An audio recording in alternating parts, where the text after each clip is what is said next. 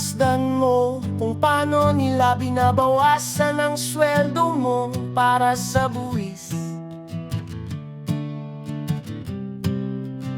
Ang laki ng buwis, katumbas ng iyong sakripisyo at pawis.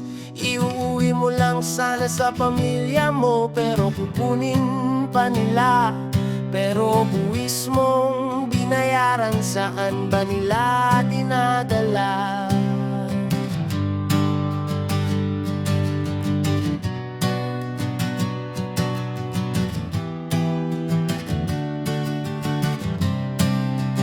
Serbisyong medikal ay kapos madamot, edukasyong walang kalidad at kulang, puro baha ang ating lansangan. Mga kontraktor ng gobyerno, palakasan ang labanan.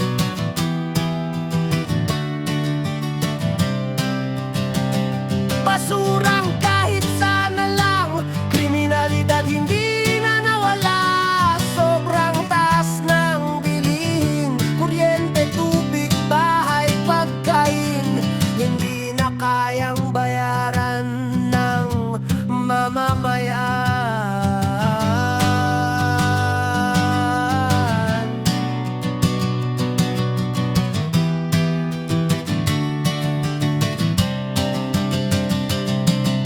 Walang katapusang traffic, pagdurusa ang dinadanas ng ordinaryong tao sa init, taas ng pamasahe at siksikan. Pero mga lintek na kontraktor at mga politiko, komportable lang buhay, ninakaw na ang pera ng bayan na. Ito ang biyaheng impyerno, hatid ng mga politiko, politikong niluklok mo.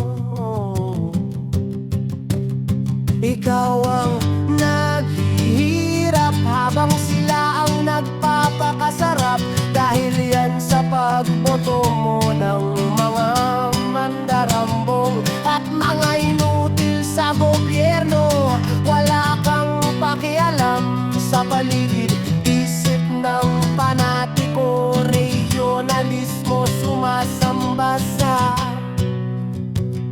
politiko. Gusto mo ng pagbabago, pero ayaw mong ayusin ang pagboto mo. Artista, may mga record na kriminal, mga may kaso.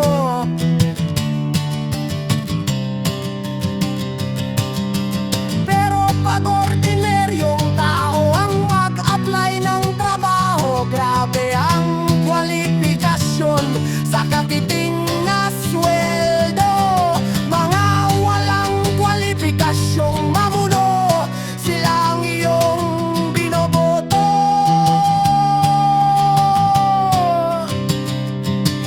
Malaking kamangmangan, inuuto lang tayo ng mga nakaupo. Niloloko lang tayo ng nakaupo, pero pagdating ng eleksyon, parehong mandarambong, bobo, korap, kriminal na politiko ang binoboto. Mga panatiko, walang pagmamahal sa bayan. Regionalismo, walang pakialam sa bayan.